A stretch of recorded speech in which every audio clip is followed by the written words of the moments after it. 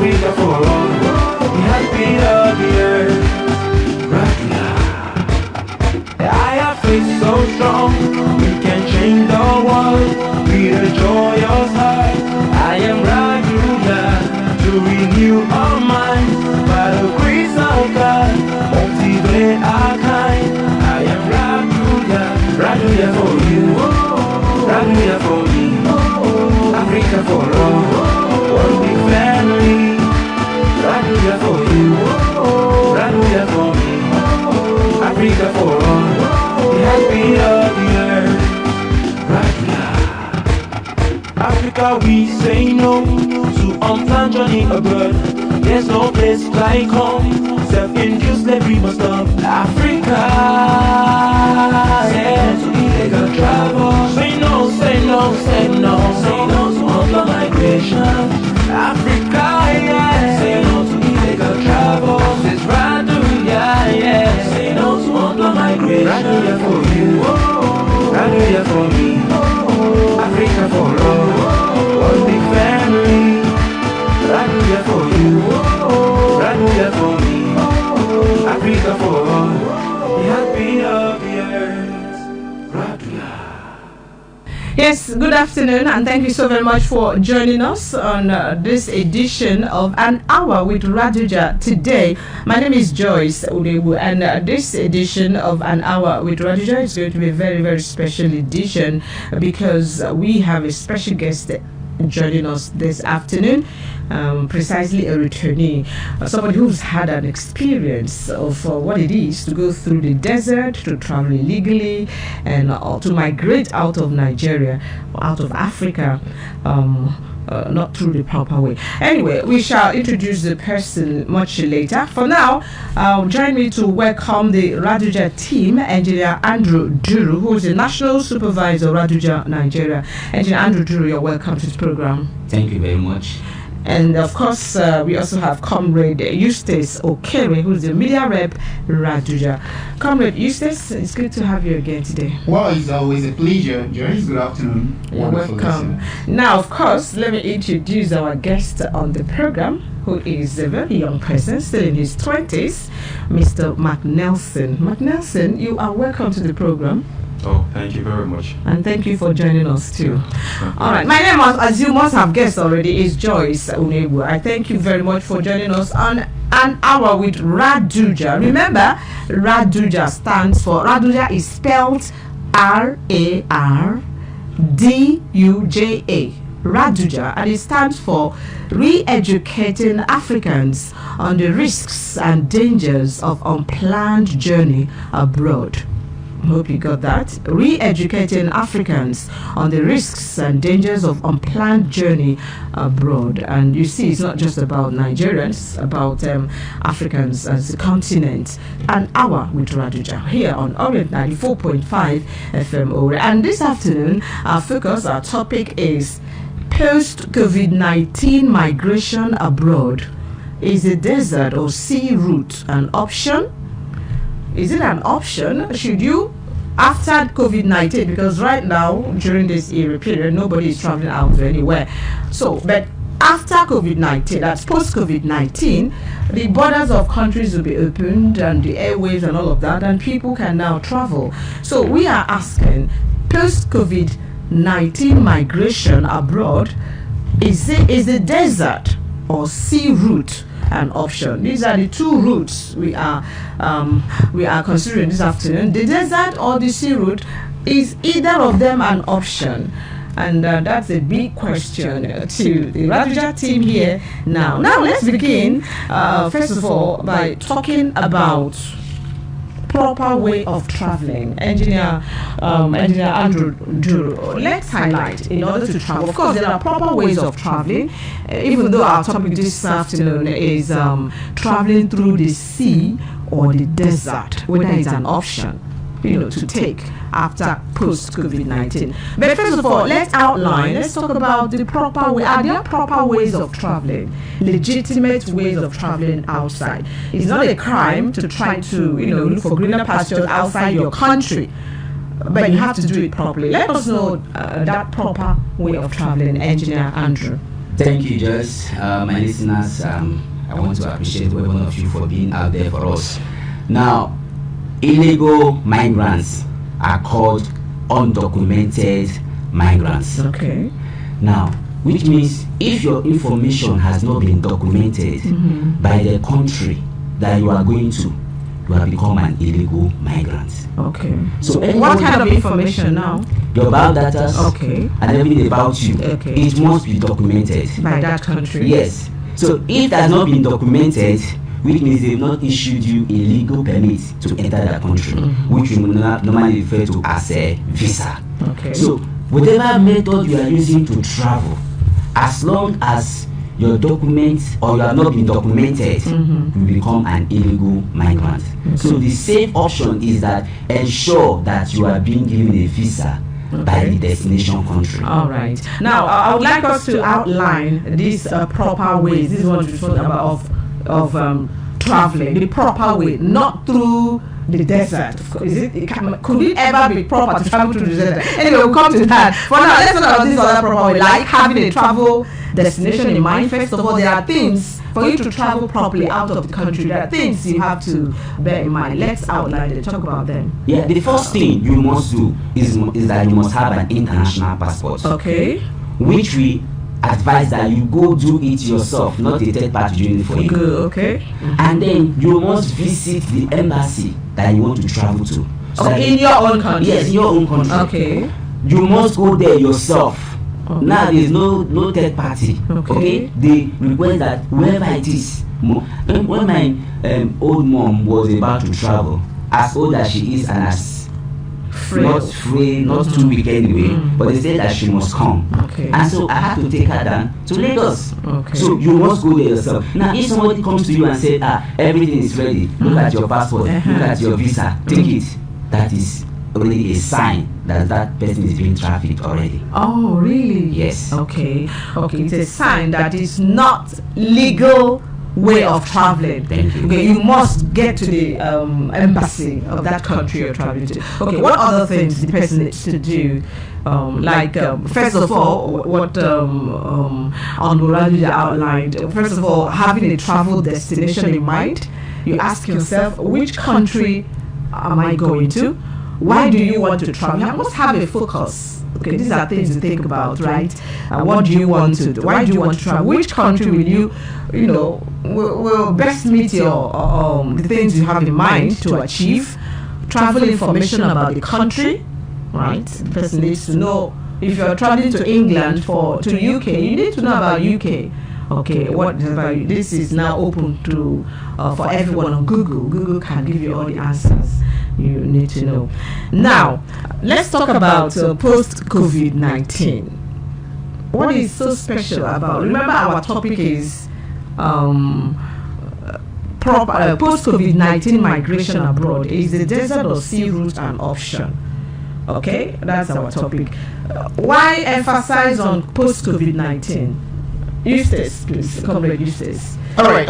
Is there anything special about post-COVID? Sure, it's not as if it's something special or extra special per se, but the point remains that now that we are having this pandemic, ravaging the whole countries, many people are beginning to contemplate that probably at the end of this pandemic, some countries would need a workforce and people to come in and work and all that. There is always that crave.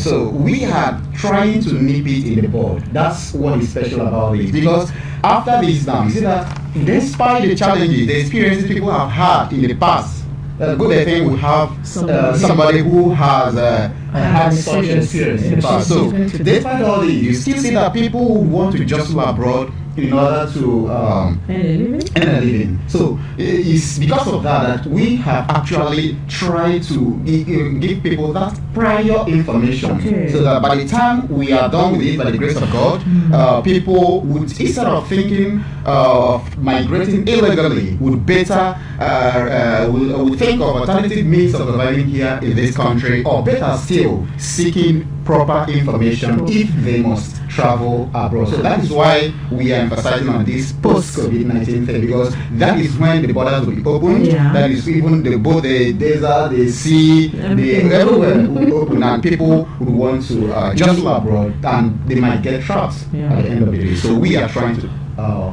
kind of forestall that. Yes. Why do you think many young Nigerians are desperate to leave Nigeria? I would like to come to our returnee here, McNelson. McNelson, once again, you're welcome to the program. You're a very young person in your 20s, and I recall while you were trapped somewhere in Libya.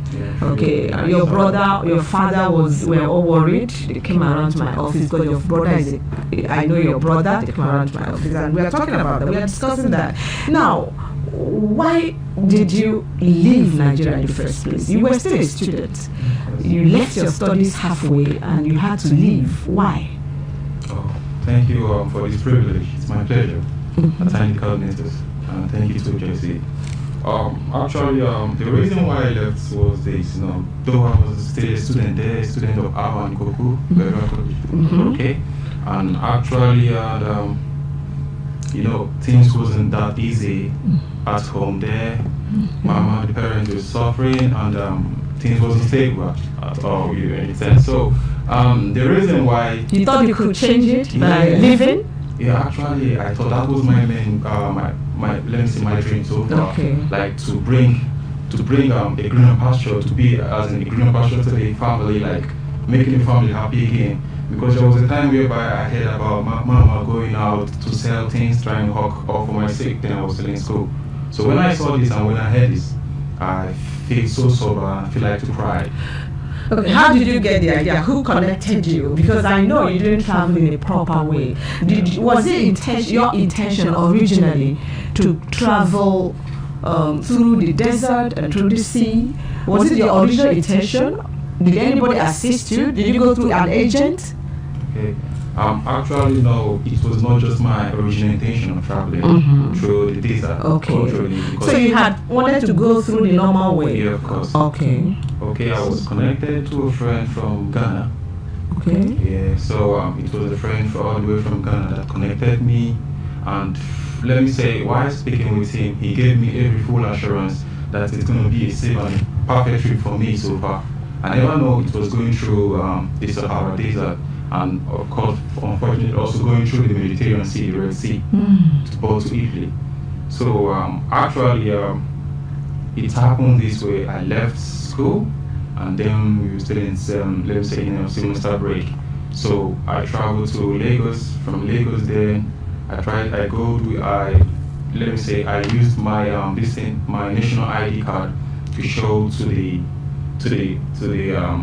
particular transport station, and they said okay, because I was going outside the country, so really they need it. So then when I showed them that the national ID card, the fee was a bit less for me. So over there, wait, you didn't have an international passport? No, I didn't have it. Okay. So Andrew, come in here. What does that suggest? Without an international passport, is it possible for somebody to travel outside Nigeria? You see, that is what we're talking about, re-education. Okay. If this nurse here has been a part of an education team or program, we have understood that if you don't have a international passport, it's already a sign that you are being trafficked and you are going to land in trouble. Oh my goodness. All right, Nelson, please, I'll get back to you now. Continue. You got to Nigeria, but you went through Ghana? From Ghana all the way to Ivory Coast to Abidjan. Still without the Nigerian passport? Yeah, of course, yeah. Okay, go ahead. So, fortunately, I was stopped at Burkina Faso because I passed through Abidjan, and right at Burkina Faso we stopped and they checked my documents, and they found out that I don't have a national ID card. So at least I was also praying, because in everything prayer helps. This part, God always see the future, but He always want to please you, even in all places. He just want to please you. So I pray that God, can I just pass here? So unfortunately, they asked me to go. So when I now boarded to So before getting to Agadez, there is a boundary between the Niger and the Sahara Desert. So that was the place I was stopped again. And when they found out, they asked me, where are you actually boarding? I said, I was boarding to Niger. Are you a footballer? No. Why? This. I said, I was a traveler. So they stopped me there. They delayed my trade. You understand? And even the boss that conveyed me, that was the side I started feeling pains. That was the side I started seeing, from Niger? Yeah, from Niger. From Niger before getting to Agadez. Okay, Sahara Desert, yes. okay. So why they stopped me there, they said I'm not going in place, and the boss left me there. So it was just like staying in the midst of the wolf, because those guys they behave abnormal, I'm sorry to say this. Though they are military, but it was just as if I was in hell. I was in hell. Nobody cared about if you've eaten or whatever. So I also prayed also. So glory be to God, I still passed there too. So they have to stop another bus with their own influence. They asked the bus to convey me to Agadez, to Niger. So when I get to Niger station, so I have to hook up with the Ghanaian man that connected me. So sorry, I have to come in there. You were not scared. This Ghanaian man is a stranger, somebody you do not know from Adam. Yeah. You were not scared. What gave you strength to keep moving? Okay. You were not afraid? It was desperation, I was trying to. You were desperate to leave Nigeria. Of course, yeah. I was just in all the dreams, like being in Italy, calling my people, trying to sponsor, trying to do all things to them. I understand. Okay, sending down money, loads of money. Okay, go ahead. So when you eventually met the Ghanaian, and what happened? He told me that, okay, you're welcome. That's good. It's fine. Well, so at the long run, let me say, actually, my money was not that complete. Also, let me say, I paid more than I could pay. I also, let me say, sold some of my properties, you understand? Because I went with a lot of things, some kind of expensive things. So then, let me say, it was now, let me say, 2 days, okay, a week before we start boarding into the Sahara Desert. So now it happened this way. The Tobagos came, and these Tobagos are the Sahara guys that live inside the desert. Inside the desert? Yeah, they live inside the desert. So they are half Libyan and half Niger. So they are basically, let me say, they are originated from the Sahara there so far. So how do they survive? Let me just give you a brief of this. Yes. They get, let me say, maybe they travel all from the Sahara Desert to the closer village, the nearby village, and they take their food all then back to their base again. And these guys are called the rebels. They are the rebels so far. You get it right? So actually, at the first you encountered them? Yeah, of course. So the first run, we have to move a bit, trying to beat the borders, because of the police and the rest of it. So at least I trekked for, let me say, for a distance. We trekked, and after trekking, we also went with hillocks. So in the back of the hillocks, we were up to 29. Nigerians? Yeah. So we were up to 29 in the hillocks. So we were all heading just a stick, just to protect ourselves from falling down. You get me right? So this stick, we use it for a long run at the place. At times, let me say, because those guys are very rough enough. So at times they don't even care about the people staying there. They don't even see us as human beings. Some people died? Of course, so many people died. Almost, I encounter seeing a car, like, let me say, I saw this, like, it was 3 of the heroes, they died. The people inside died, because there is a place you got to reach, you stop there, because they try to beat the rebels, the army, the military, and the rest of it. So while they stop there, they leave us right there, and they go in search of road and the ways again. So right there, we could spend almost 9 days there. You get right? So without no food and the rest. So the only thing they do, the first bidon, they call it bidon. The first jerrycan, they might drop up to 70 liters of can there, jerrycan of water for it there. And the jerrycan of water also, it's not just that it's not that clean. It's a water, it's a can that they use for filling the fuel. So when they go there, they just pour it, or just raise it and bring it back. So you'll be having the test of the fuel and also the test of water. So at times, so they left us there like I spent 9 days in the Sahara at the space at the particular place. So some of your co-travelers died. So many of them died. So how many of you at the end of the day were left alive? Because in the hillocks we go in convoy.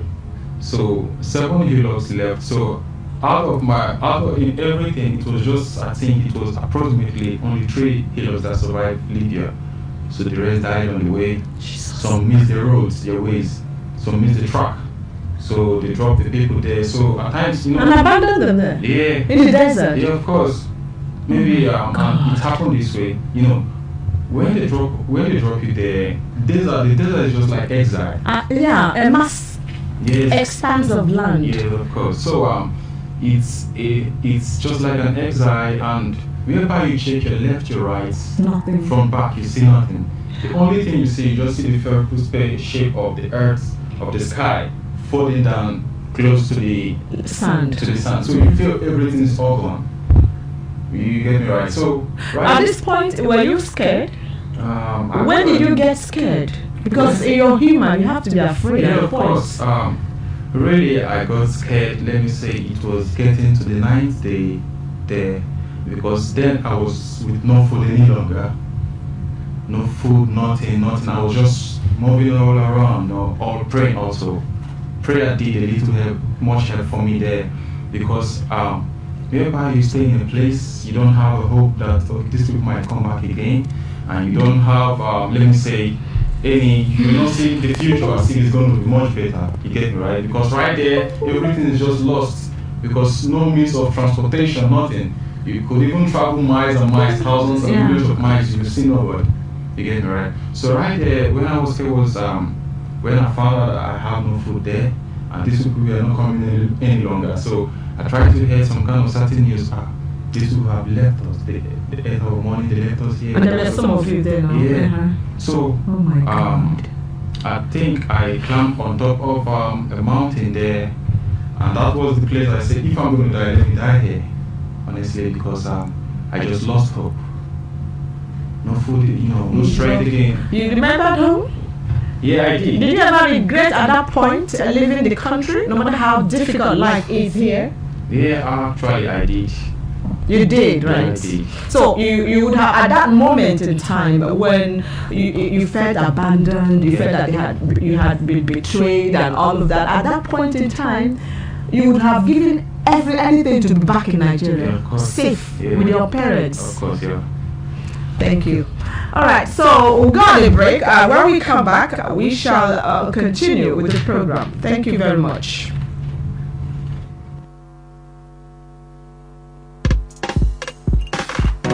Oh na na na, yeah. Oh yeah. You say the country hard, now you make you run away. But I think I'm easy, make you no go lost for jam. You say you want money, now you make you fly away. Brother, take a easy life, you no get duplicate. People they like to see, many days for the ocean, hunger the day for days. Slavery on English, say no to illegal migration. Oh yeah, oh na na, oh yeah, say no like to live. Oh yeah, if you get the reason to travel, make you stay.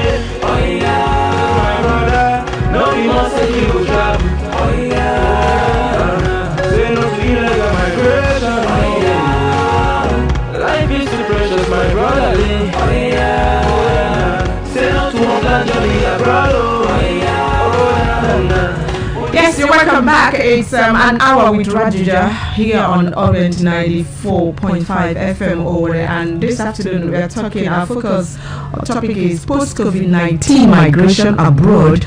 Is the desert or sea route an option? And we have a returnee, a young man, Mark Nelson, sharing his experience with us about migrating through the option of the desert and the sea, because during his journey he also encountered the sea, right? You're welcome back, McNelson. Now, you were telling us at that moment in time, when you found yourself deserted, alone, blah blah, you thought it was the end. There in the desert, you regretted leaving the country. You would have given anything to be back in Nigeria.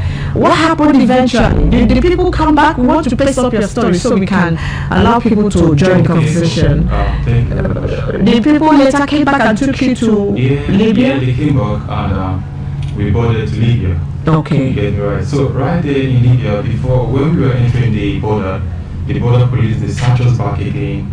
They molest us, they flog us, they pour water on our body, then they us and they flog us with canes. For what? You get me right? Because we are all Nigerians. Because they couldn't have. Oh my God! They see Nigerians as nothing. Mostly they just see migrants, the blacks as nothing. Yeah. So they don't treat black people. No. So actually, when we get after we could have passed there, each border we pass through, they always flog us too. And after everything, we still put on our clothes. So it was when I get to Sabah. Were they videoing you people? No, they did not. So when I get to Sabah there, that was the place they sold me to another. Who sold you? Let me say the driver. They sold us. You people didn't know you were going to be sold, right? No. Oh my God. Actually, had it been I think I could have escaped from there. But I don't know. So they sold us to the Arab people there. You particularly, who did they sell you to? They sold me to an Arab man, and from that Arab man, they sold me back to a Nigerian man again. Oh my God. Again, right? So actually, they asked us right there if some people do come to pick you up. Maybe they check you, and if really they want a helping hand, they'll come make a binary. They call it binary, like a business. Yeah. Interference with the sellers and the buyer again, right? Bargain. Yeah. So after that, then I was all praying that I don't want to go, because at times they could make use of the guys there. They use them for gay, like.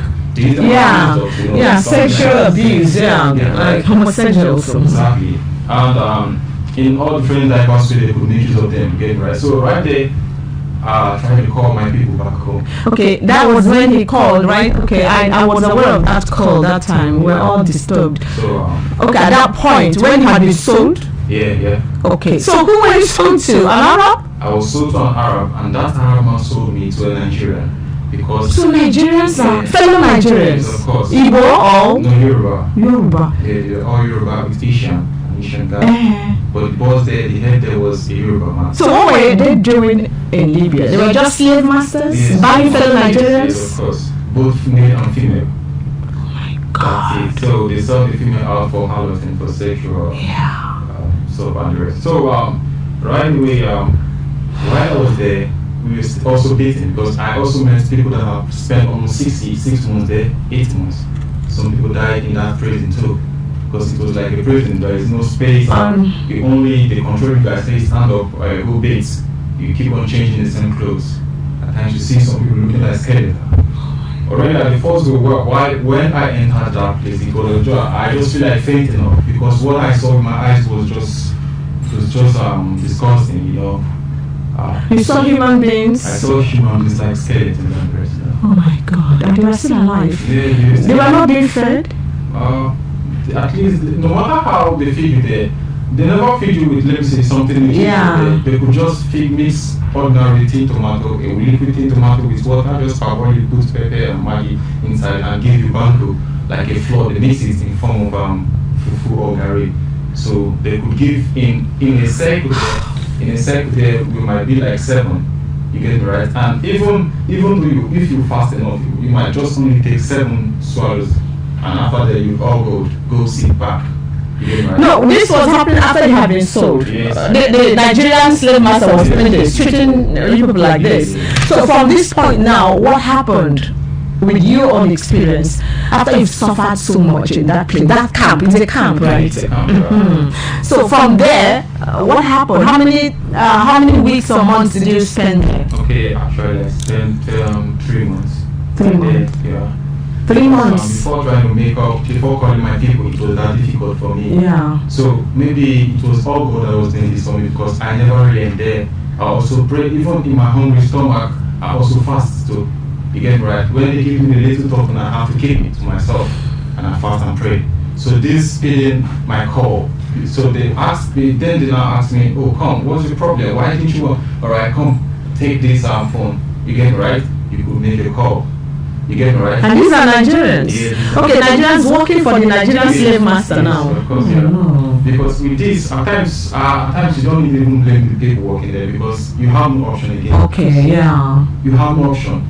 The people who are meant to blame is the slave masters themselves. Yeah. You get me right?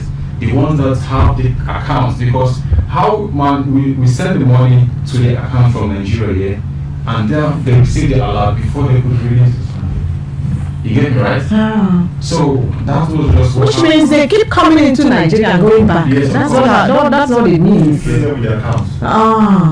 Okay. So after that, after you pay, your family paid for that money. What next? What was the next thing? Okay, the next And all along, you were headed to Europe. Yes, You yes. wanted to get to which part of Europe? Italy. That was your dream. Germany, because it was an industrial country whereby you Okay, because you could work. so many companies there. Okay. So right after, even when I left, even why I left, Okay. even Yeah. why I left the place there, the camp there, the prison, then they also want to sell me again. It was out of God.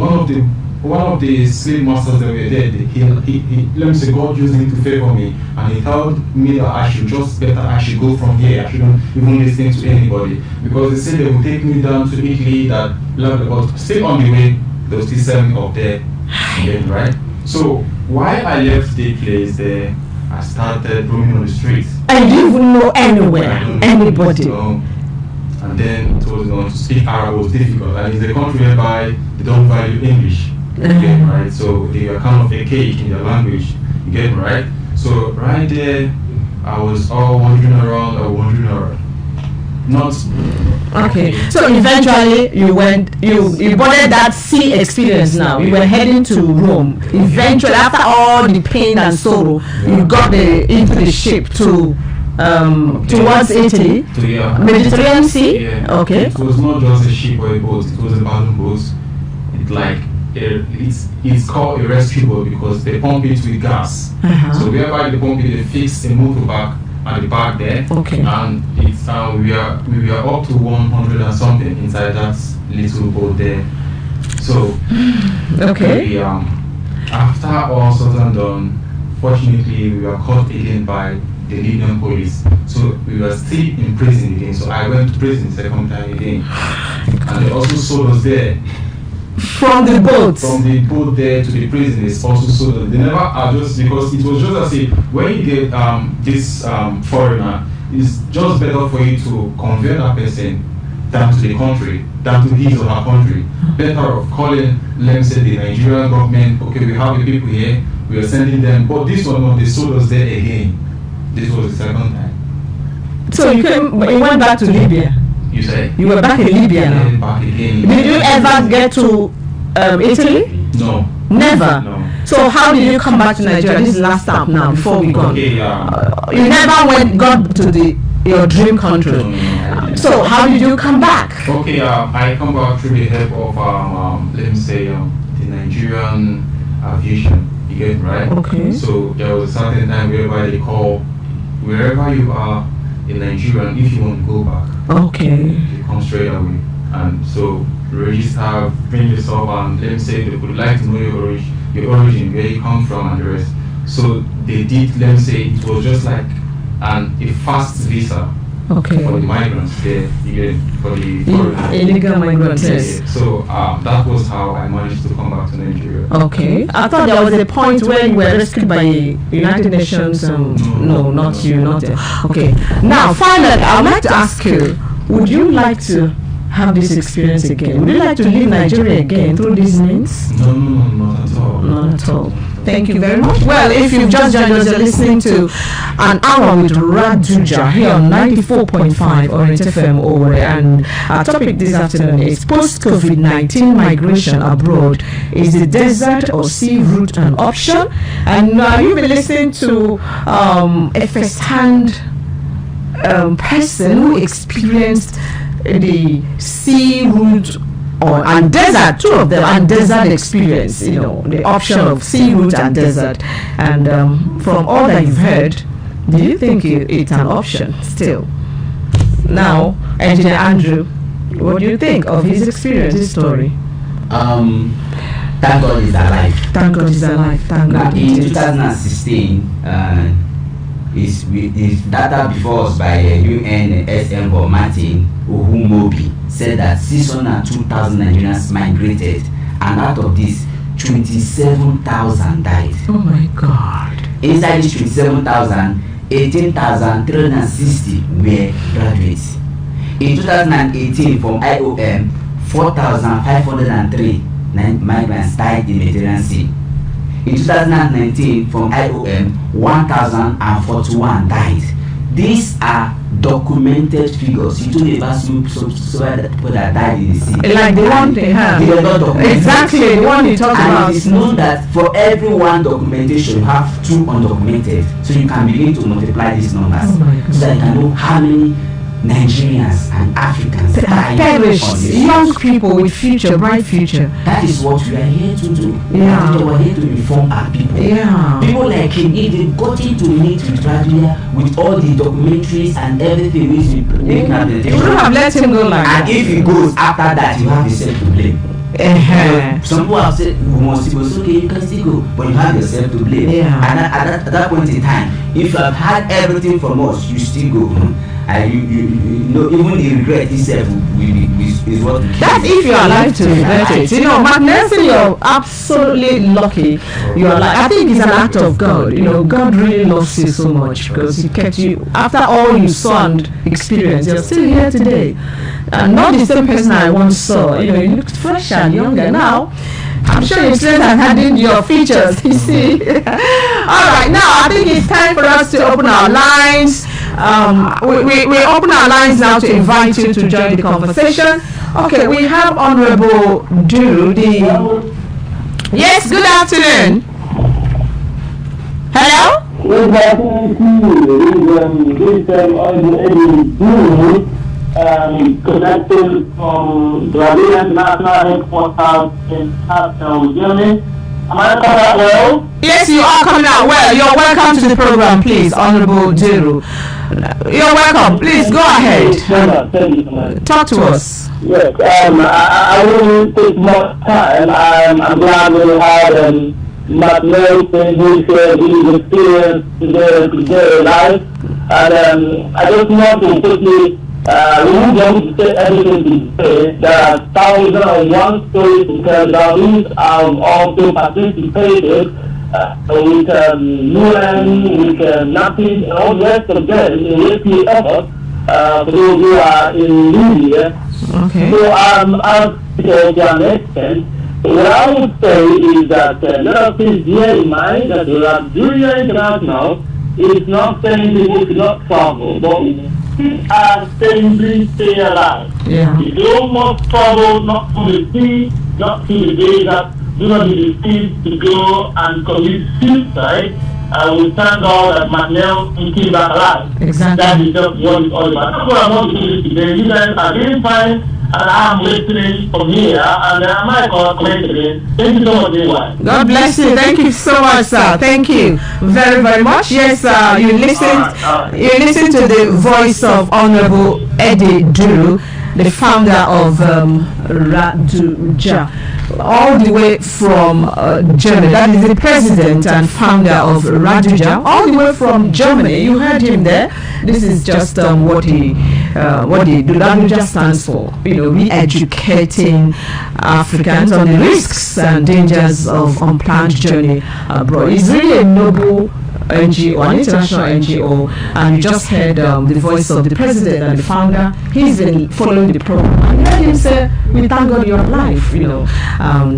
Thank you so much, sir, for joining us all the way from Germany. Now it's time to open our lines and invite callers to join the conversation. 0809 305 7377 is our number, or 0703 126 6597. Somebody is already on the line. Hello?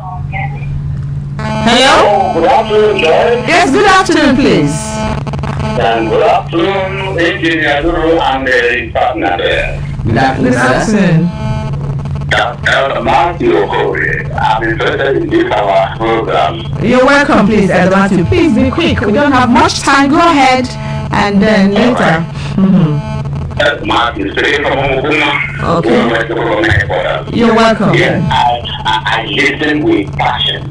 You know what happened to Dr. Nelson? Magnus, yes. Yeah, really, God sent him, and we thank God for him. It is not always easy for somebody to get such photos, but thank God for himself.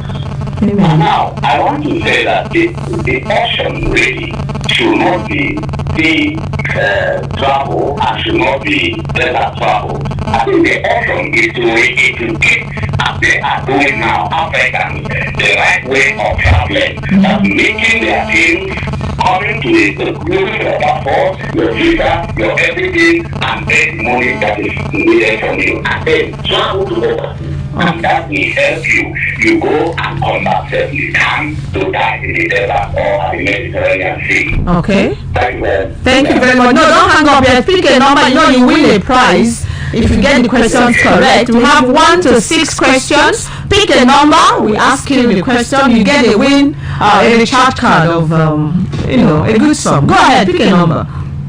That's right. I think I'm number 2. Okay, I'm number 1. Let me be number 1. Number 1 now. Please pay attention because we don't have much time. Agadez, a city where desert journey from Africa to Europe begins. Where is this Agadez located? Where is Agadez located? Number 1, we have 3 options: Libya, Niger, Somalia.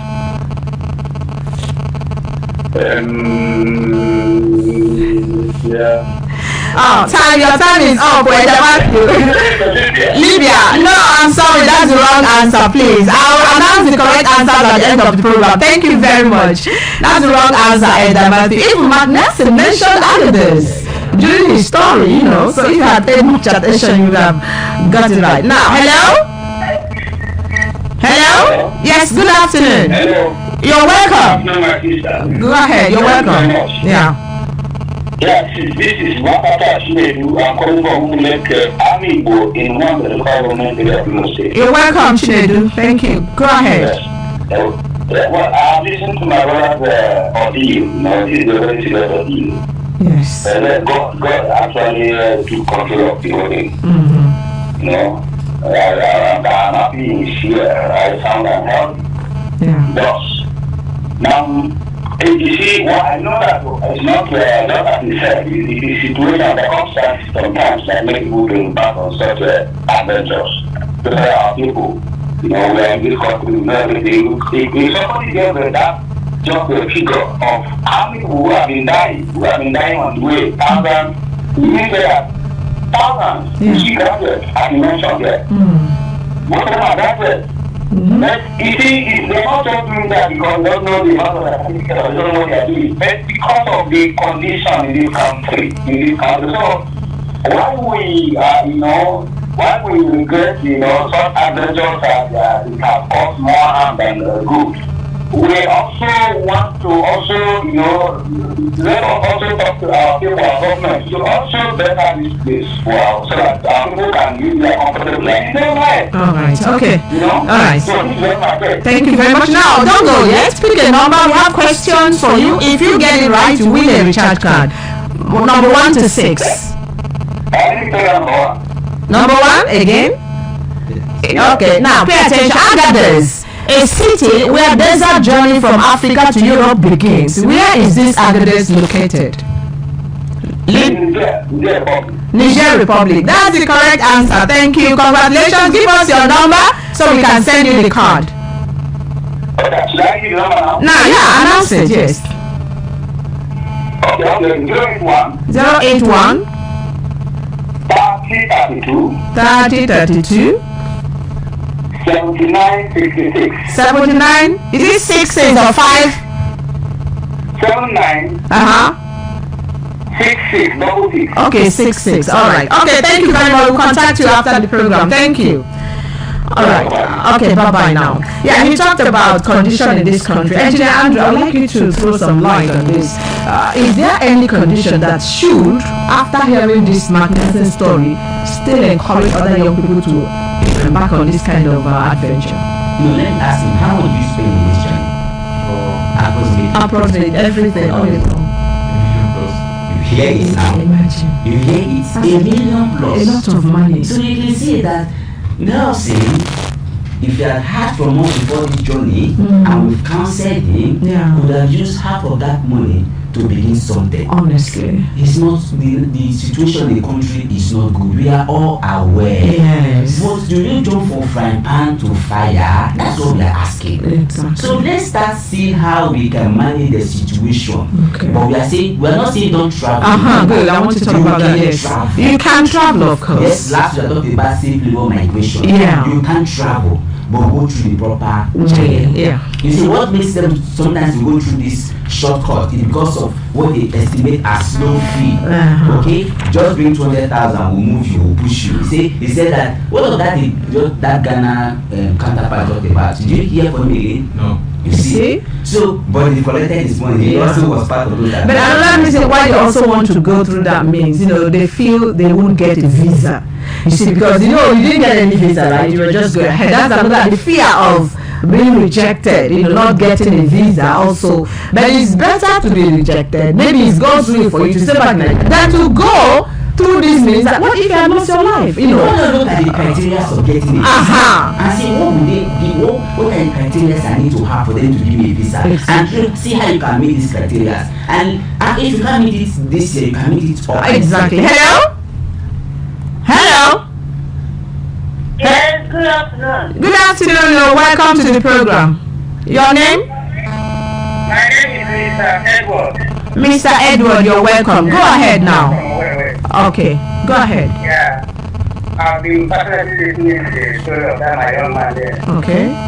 It was really pathetic, but I thank God I is alive. Yeah. I have a question for him. Okay. That is a Ghanaian friend. When he met him at the lake, I don't know whether it was here or so, did the man, leave him there and allow him to continue recording together? Yes, did you hear him? Yeah. Go ahead, answer. Okay. Thanks for the question. Actually, he did.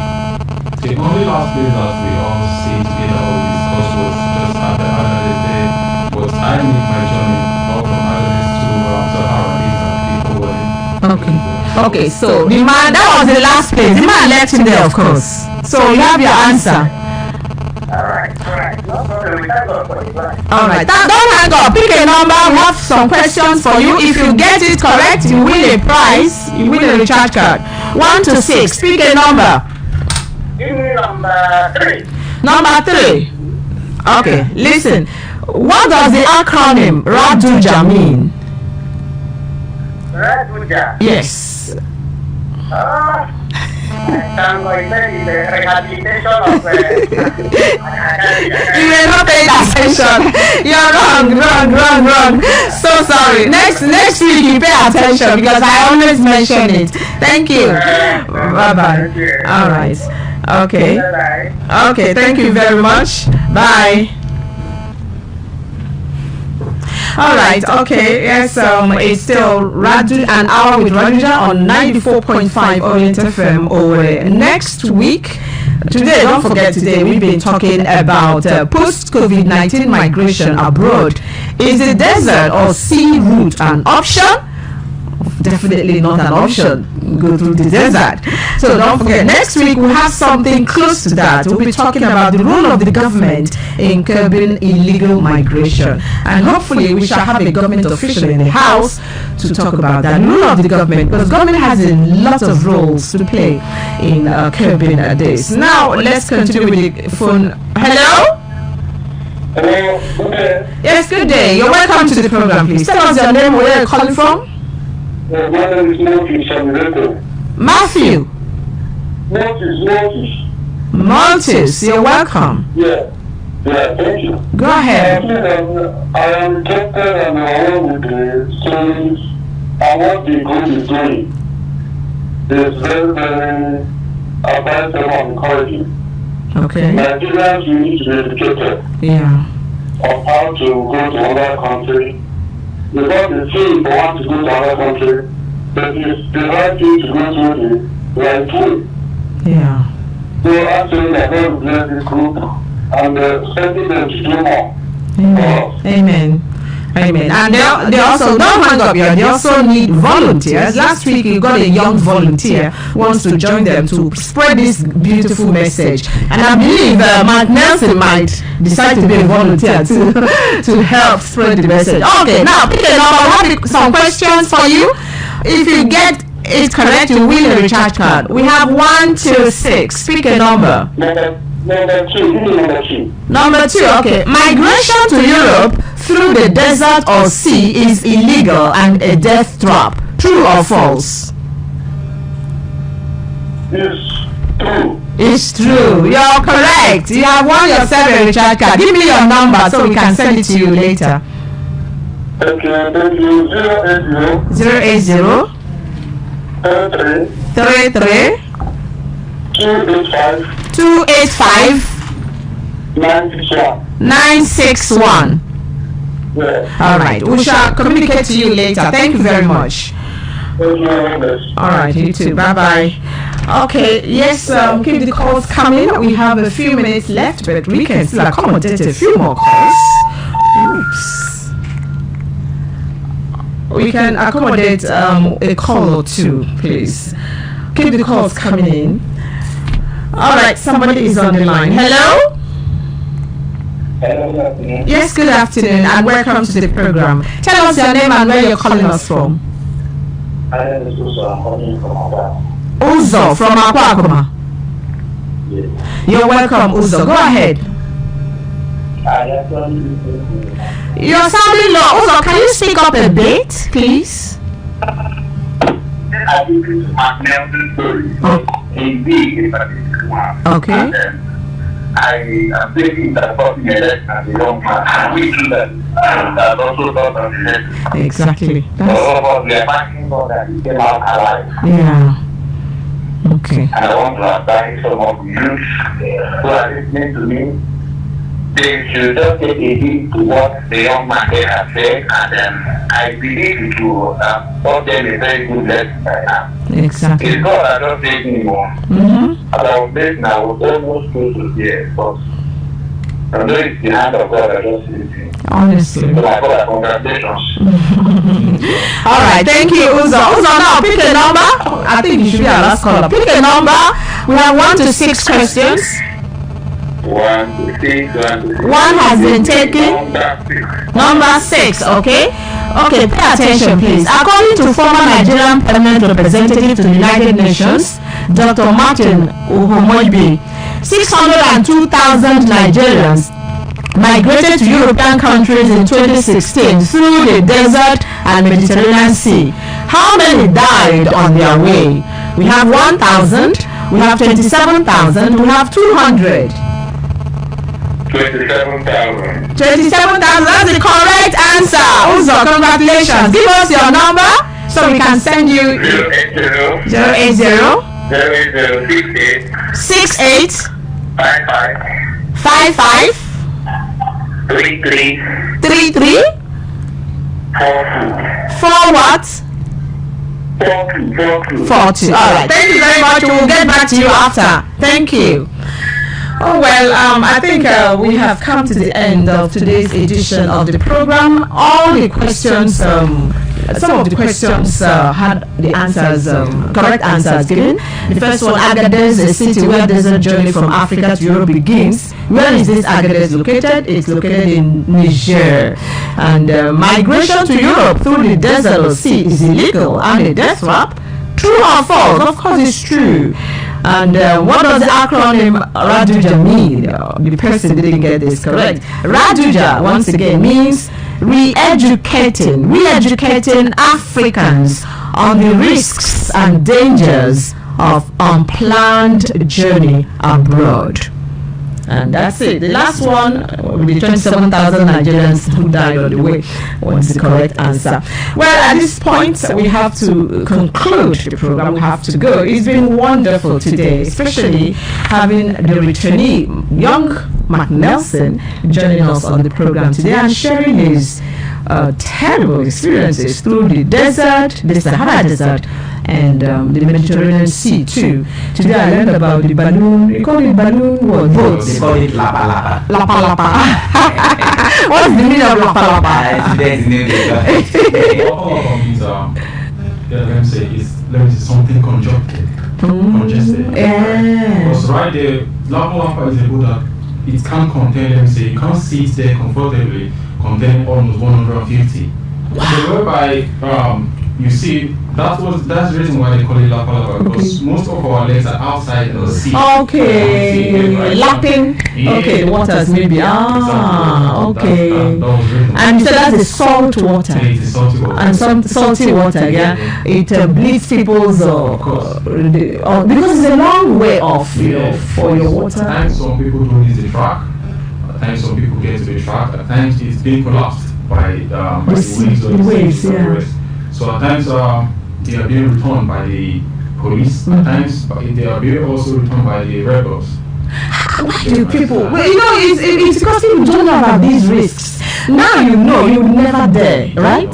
Never. You see? So we need information, and that's what RARDUJA is here for. RARDUJA is here to re-educate, to inform you, to empower you with knowledge, so that you know before you embark on this very deadly mission. Well, at this point we have to go. Don't forget our topic next week, the role of the government in curbing illegal migration, and hopefully we shall have a government official in the house to discuss this topic with us.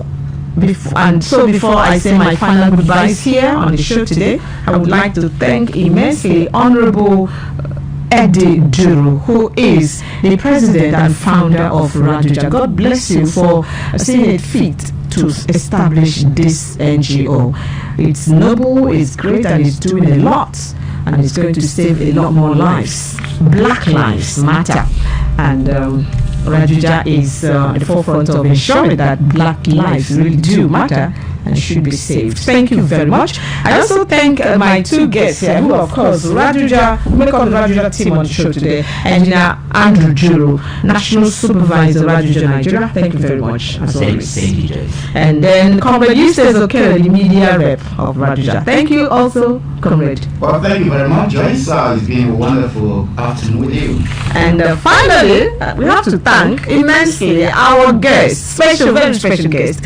Thank you so much, Mark Nelson, for coming to share your experience with us on this program. You've done so much for people listening already. You heard the last caller who said they have learned. Many young persons in the audience who listened in today will never travel through the desert after listening to your experience. Thank you so much for coming, right? Thank you, Joyce. Thank the coordinator also for, delivering this message to the air. I think so many people so far that have tried to maybe say they could find it as the most easiest part or the cheapest part so far to go through, but it's so dangerous. So I really thank you guys also. I thank you so much. I thank the coordinator. Thank Joyce too. And the president abroad. General. And final advice, I would like you to advise your fellow young people. Now, you look more mature now, you look older, experience has made you. So, advise younger people who are in their university, who are year 2 like you were, and they decide to abandon their study to travel when they are dreaming of clocking money from the trees on the streets of Europe. Advise them. Thank you very much. Really, the best I could say is this. God have a perfect time to bless somebody. Let me say, getting money or being wealthy in life today is not all about your struggles, It's all about patience and God's grace. So the thing, what I'm going to say to my fellow Nigerians, young people, the young one, please, male, female, is for you not to go through this track anymore, because it's a dead race. You get it right. So it's better for you to go legally through the Nigerian embassy, get your passports, make inquiries of these few countries that you're even going to, because it's not all about going outside overseas. No, so many people are also facing mess right there. Because even whereby those girls travel to Italy, they also pass endless trouble, like mess, because they also sue them too. Because some of them are also doing harlotry there, and the guys are doing some kind of notorious work how to survive. So actually, before you make any move, you try to make inquiries. That is the main use of Google. So at least you try to Google the particular country or whatever. So that's it. Right. And for those in school, I think you could just continue try to finish up your school. Try to always pray to make a better job, you get right, and always pray to make a better future too. Okay. Thank you very much, Mike Nelson, our guest, the returning guest on the program today. Well, people, don't forget